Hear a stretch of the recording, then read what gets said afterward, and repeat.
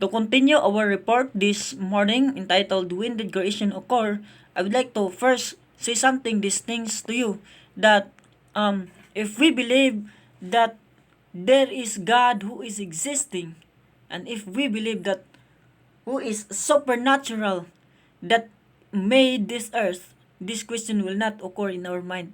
When did creation occur? But let us just consider those theological considerations and scientific considerations. In theological considerations, we have two considerations. The first theological consideration is that of death before sin. Romans chapter 5 clearly states that through one man's sin, death passed upon all, for all have sinned, and that the wages of sin is death. The difficulty with all divine creation is that if one accepts the standard geological interpretation of the fossil record, death, including predation and disease, occurred before any reasonable interpretation of the time of Adam.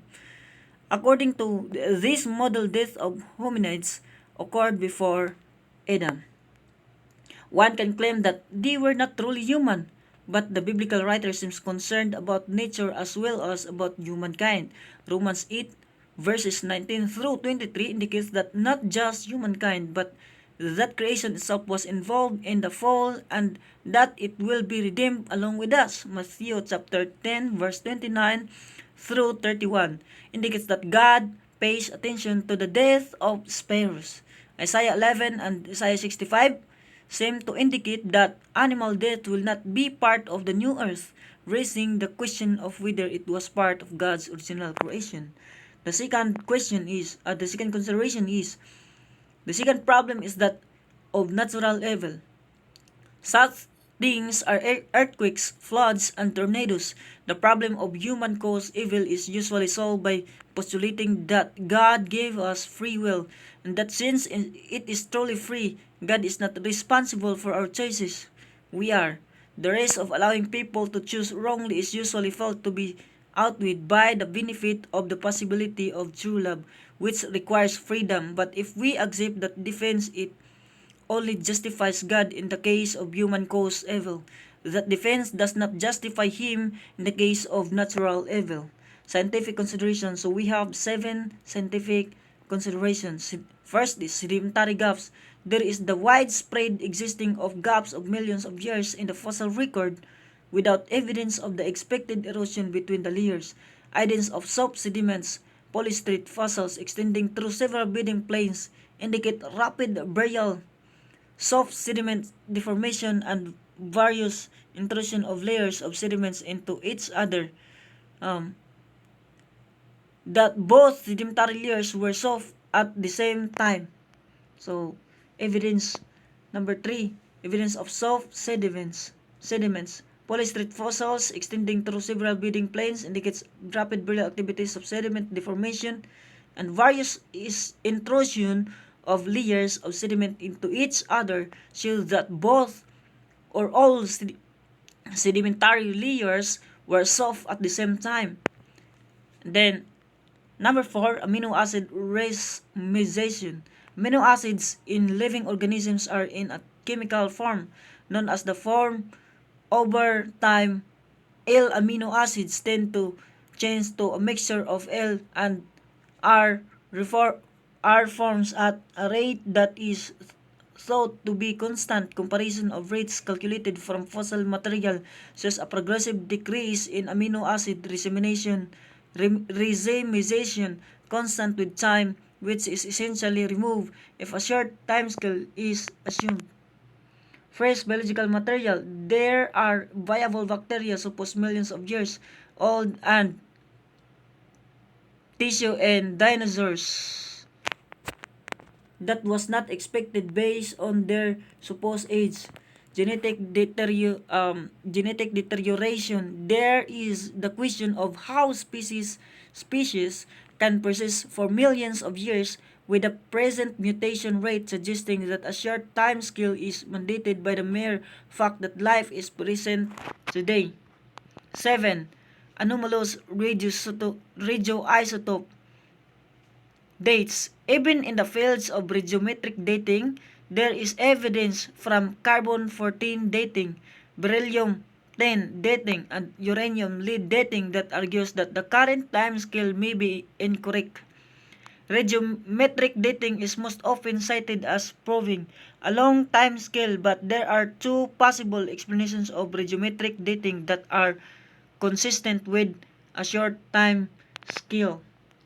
First, in some cases, the clock can be documented not to be reset to zero during geological events, such as melting that have usually been assumed to have reset it. Argon can be retained and isochron lines can be mimicked by mixing lines. Second, there is strongly suggestive evidence that accelerated radioactive decay has occurred in the past, and this may precisely mimic old age in most dating systems. That there is even more some reason to believe that both explanations are important.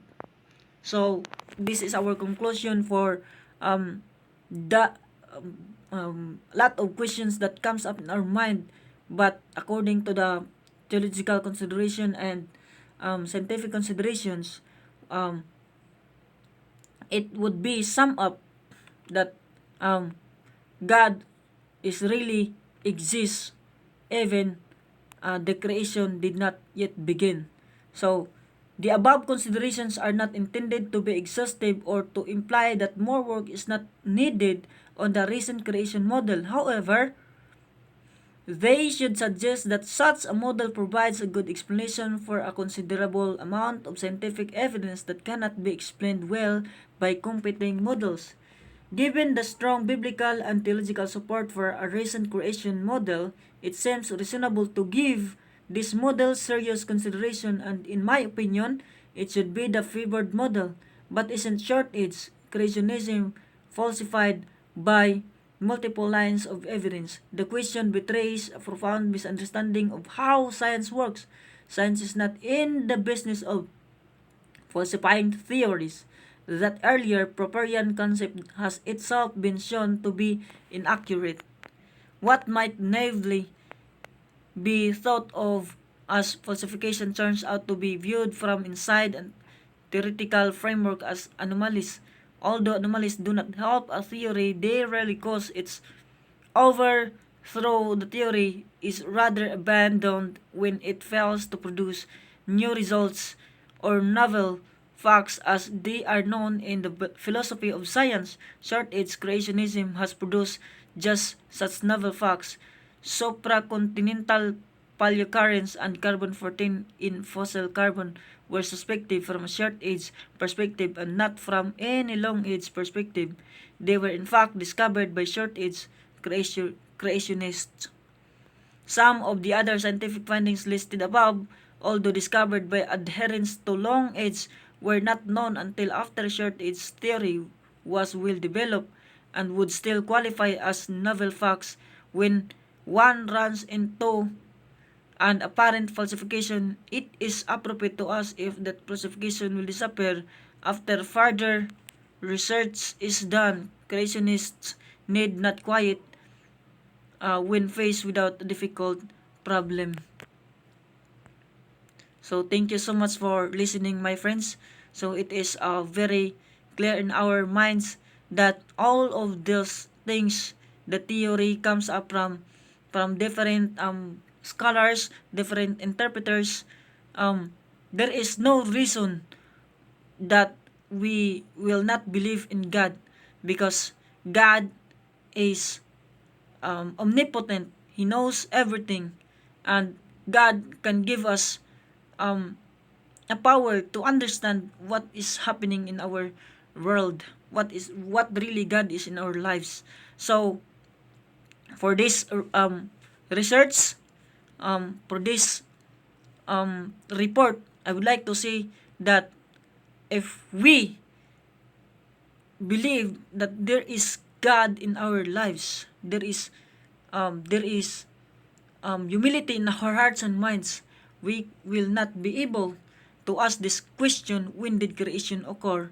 It's because if that is not the most important thing is we have God in our lives. We will be having eternity after this earth that we are existing right now. So thank you so much for your listening. God bless everyone.